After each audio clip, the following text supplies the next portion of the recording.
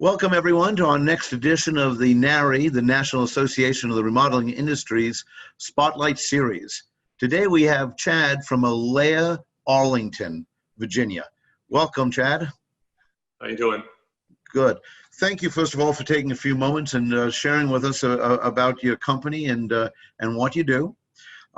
We always like to get started learning a little bit about you and your company. So if you could kind of tell us the history of how you ended up in this industry and I guess the 1 minute explanation of what Alair is. Sure. I got into this industry. I've been involved in NARI both on the vendor side and the builder side for somewhere north of 20 years. And in the first derivation of that, I was in more of the vendor side and working for a variety of contractors and subcontractors that worked with NARI. And in that period of time, I saw that a lot when I had client interaction or directly to the homeowner interaction, I saw a lot of those folks really wanted a little bit more transparency. They wanted to know exactly what the windows cost when they were shopping windows and they could only find pricing at Home Depot, or they wanted to know, why we had to buy that appliance or that tile or what differentiated that. And so I got into more of a transparent model when I decided to be a builder on my own.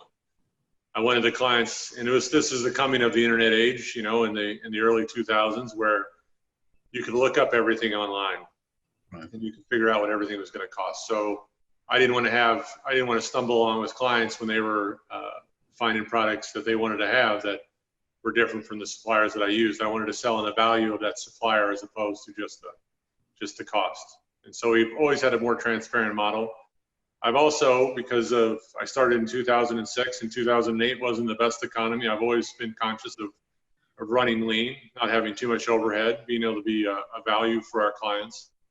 And so when, as I grew and as I added project managers and added staff and needed to add more infrastructure, I was trying to use third-party resources, whether it be project management software or anything else out there, or just hiring a controller. And then the Alair folks contacted me, and Alair, for a business like mine, has all the infrastructure, all the support that I need so I can be in the field helping our clients on a consistent basis.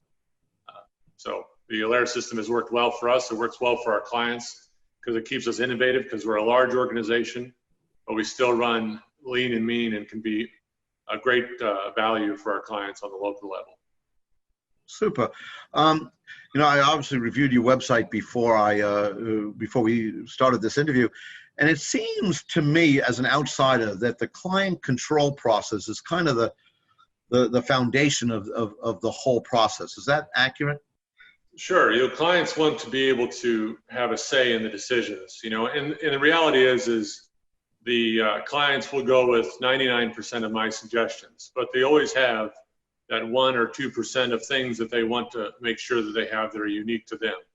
And they don't want to be limited, and they still want to have the transparency and the client control to have that. So if they want to pick out a particular stove and they want to spend a little bit more money on the stove, but they don't want to have to spend more money on the refrigerator or everything else, that's client control getting to pick that out.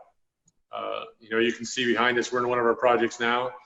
There's a relatively complicated amount of tile behind us. That was a feature that this client really wanted to have, and that's important to them. The setup, the suite of appliances in this room is fairly moderate, but the tile is very nice. So the tile really sets it apart, and that's client control. Very good. And I take it you have a whole set of software and information that helps them in that process? Yeah, one of the things you run into as you grow as a builder is you run into challenges with keeping that personal relationship and keeping clients tied to a consistent process. And so our software is very simple, but it encourages and requires both the client and the builder to be involved in the process. The client has to go into the software and approve what they want. We, as the builders and the project managers, have to enter in the correct information to get them the exact choices they want. So there's no funny business of I thought it was going to be green and they thought it was going to be purple or anything like that. Everything is in there. It's documented. It keeps track of it. And then as you get into the project, if there's any adjustments, there's a clear process to make those adjustments instead of And a lot of people feel like the builders just make up change order fees. And our process is 100% transparent, which is a key to our business, so the clients can see how everything's put together. All right.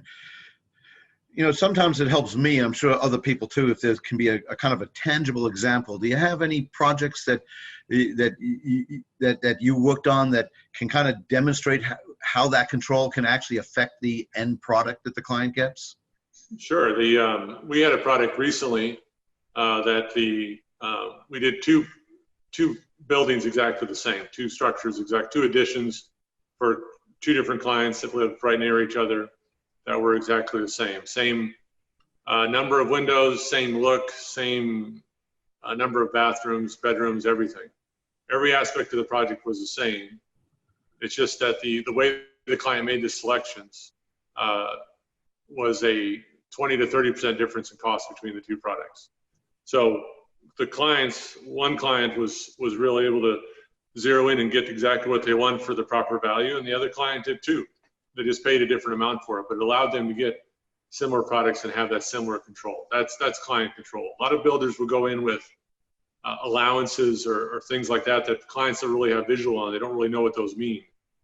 We work with substantial actual examples. So we get the actual tile quote as you see behind me, and they can deal with that. They just don't have to deal with a price per square foot cost, because this tile is beautiful, but it's probably $20 or $30 a square foot.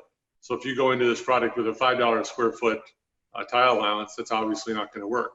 Now, it's not a huge kitchen. We don't have huge square footage here, so it's not a huge bump in cost, but it's better for the client to see the actual bump in cost than to have to work with and be surprised about it later, especially if they're working with a construction loan or any sort of fixed financing.